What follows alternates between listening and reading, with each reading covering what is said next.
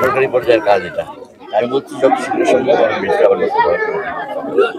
সম্মানিত দর্শক বন্ধুরা, এর আগে আপনাদেরকে দেখিয়েছিলাম আমাদের ব্রিজের বেহাল দশা। তো আজকে আমাদের মাঝে উপস্থিত হয়েছেন জননেতা মিজানুর রহমান সিনহা সাহেব। তো উনি আমাদেরকে প্রতিশ্রুতি দিয়েছেন খুব শীঘ্রই দ্রুত সময়ের ভিতরে আমাদের ব্রিজের কাজ সম্পূর্ণ। দর্শক বিন্দুরা, এর আগে আপনাদেরকে দেখিয়েছিলাম আমাদের দাসপাড়ার ব্রিজের বেহাল দশা। তো আজকে সে উদ্দেশ্যেই এখানে জননেতা জনাব মোহাম্মদ মিজানুর রহমান সিনহা উপস্থিত হয়েছেন। সেই সাথে উপস্থিত হয়েছেন এখানে স্থানীয় জনগণ। এই আমাদের ব্রিজের অবস্থা।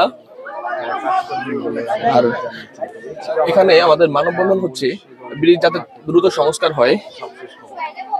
প্রায় 10,000 মানুষের যাতায়াতের পথ এটা একমাত্র পথ, এছাড়া কোনো বিকল্প পথ নেই। তো এটা আমরা দ্রুত সংস্কার চাই। এর আগে আপনাদেরকে দেখিয়েছিলাম যে ব্রিজের বেহাল দশা